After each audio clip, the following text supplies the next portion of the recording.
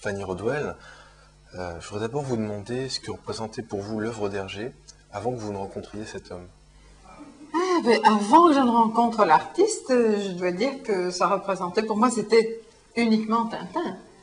Et comme j'étais une fille, bon, j'aimais bien, mais enfin, je suis pas une fana, comme les garçons sont quand même un peu plus attirés par ça. Et puis le jour où je suis arrivée au studio Hergé, X années plus tard, j'imaginais que ce serait un vieux monsieur barbu. Hergé avait 48 ans à l'époque, et c'était un homme très jeune, qui a resté d'ailleurs très jeune jusqu'à la fin de sa vie, parce qu'il avait un esprit très vif. Quel souvenir gardez-vous de votre travail de coloriste au studio Hergé? J'aimais beaucoup ça. C'était un travail de précision, de minutie, qui était dirigé par une dame qui s'appelait Madame Beaujot, qui était magnifique dans son rôle. Qu'avez-vous pensé de la biographie d'Hergé par Pierre Assouline? Oui. C'est-à-dire qu'il y a eu un très bon travail qui a été fait, mais ce qui m'a dérangé, moi, c'était certaines remarques qui étaient faites en marge de certains événements. Ça donnait une image quand même, pour certaines choses, assez fausse d'Hergé. L'un des chocs de ce livre, c'est qu'Hergé, selon Assouline, n'aimait pas du tout les enfants. Vous confirmez?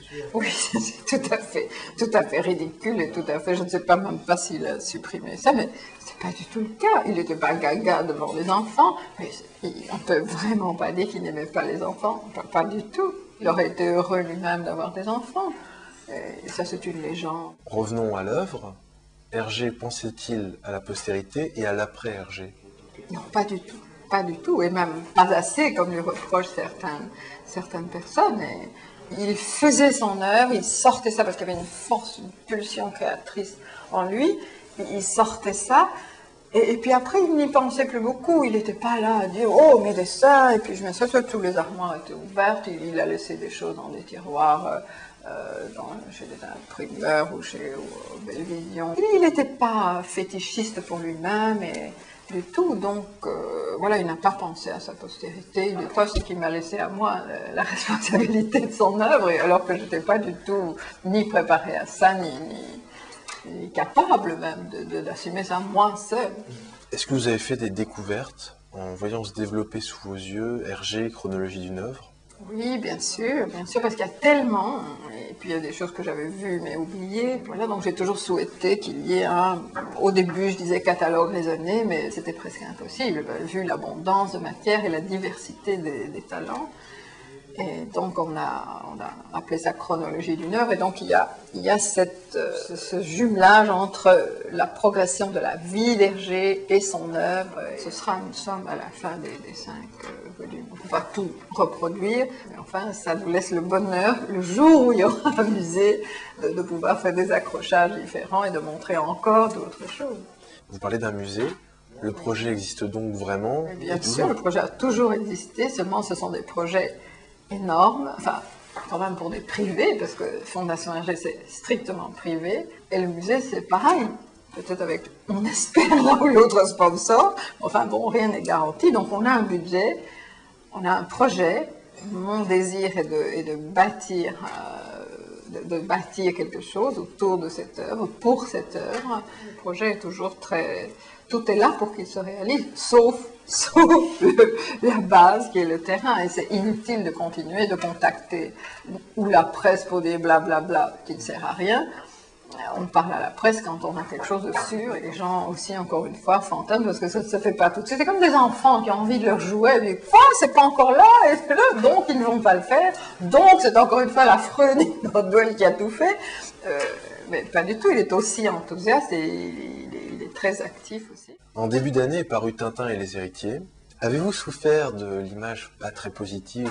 C'était non seulement pas très positif, c'était pas très honnête non plus, parce que nous avons été contactés par l'auteur quand le livre était presque terminé. C'est nettement un livre qui est orienté, parce qu'ils ont dépensé trop d'argent pour celui, ils n'ont pas fait ça, ils ont fait ça. Je trouve que c'est très petit, et c'est un véritable lynchage médiatique, et je trouve que ça n'est pas digne d'un journaliste de bon renom. Enfin, moi, c'est mon sentiment, peut-être il est un petit peu influencé, mais à l'époque, j'ai souffert de ça, mais on apprend beaucoup sur le genre humain, et Et voilà, je ne dis pas qu'on n'a pas fait l'une ou l'autre erreur de parcours. Je ne dis pas non plus qu'on ne peut pas nous critiquer. Les gens peuvent aimer ou ne pas aimer ce qu'on fait. Ça, ils ont tout à fait le droit de le dire. Mais attaquer une personne et faire un procès d'intention à une personne, comme on l'a fait pour Nick Rodwell, mon époux, je trouve que c'était franchement indigne de quelqu'un. Avez-vous lu les Aventures d'Hergé? C'est un album de Stanislas Poquet. C'est des jeunes qui ont fait ça. C'était très drôle, un petit album, enfin Voilà. pas un petit, un album de bande dessinée que j'ai vu. Et c'était tellement, ça n'avait rien de choquant, c'était touchant, c'était pas vulgaire du tout, c'était drôle, charmant et frais.